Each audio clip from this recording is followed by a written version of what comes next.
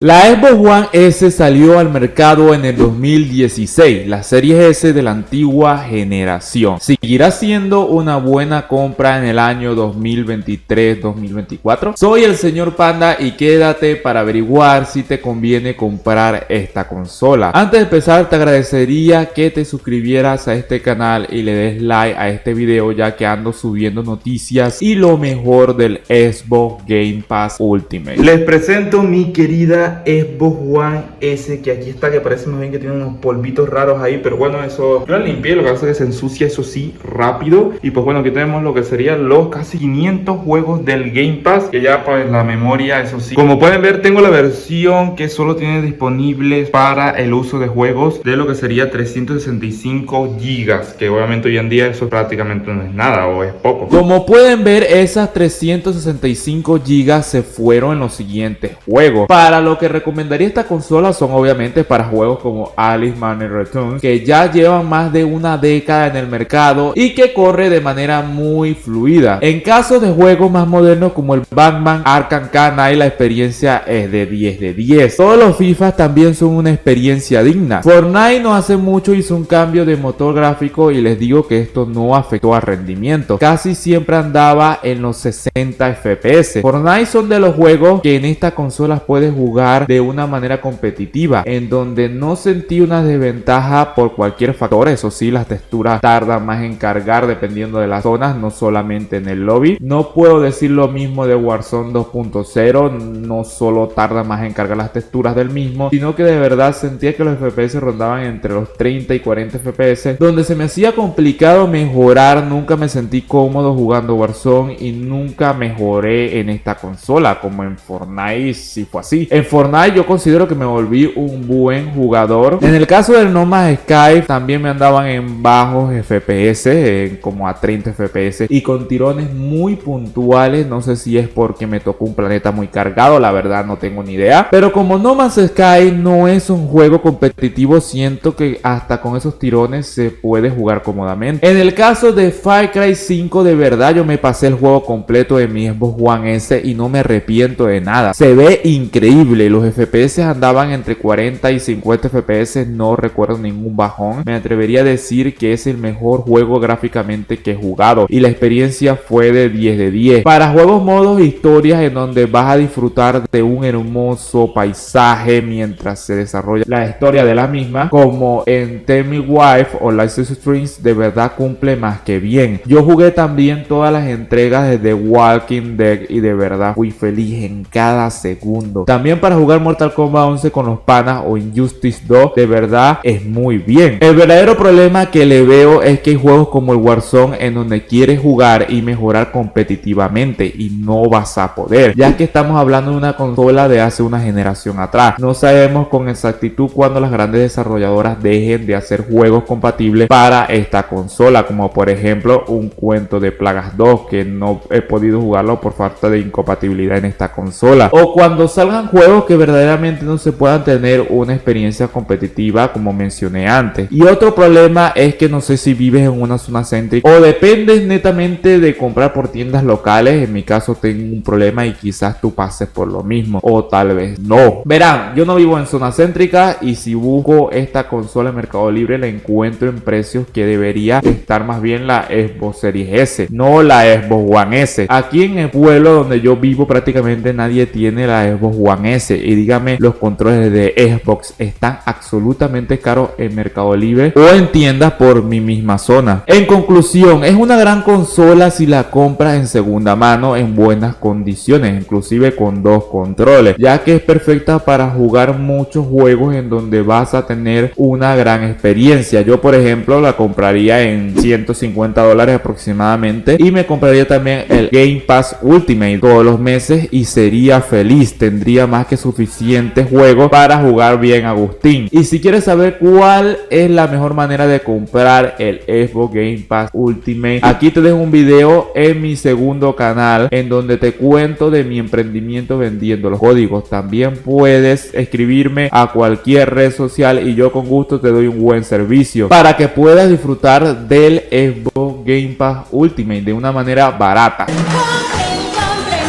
compren, compren, compren. Seguimos con el tema, y en el caso de los controles yo recomendaría comprarlos por Amazon, ya que la verdad está en muy buen precio, y si eres de Venezuela puedes optar por servicios de casilleros para poder comprarlos. También hay muchas tiendas en donde vende el Xbox One S muy barato. La conclusión es esa, o sea, esta consola es perfecta si la consigues a buen precio y no eres una persona exigente en plan de videojuegos. Si es tu primera vez que entras a este mundo de las consolas, si tienes un buen televisor y quieres tener la mejor experiencia posible sin gastar demasiado, puedes ir por la Xbox Series S, que la diferencia de precio entre estas dos no es mucha y la diferencia sí son notables. Soy el señor Panda y sígueme en todas mis redes sociales para que estés pendiente de nuevo contenido que suba a este canal.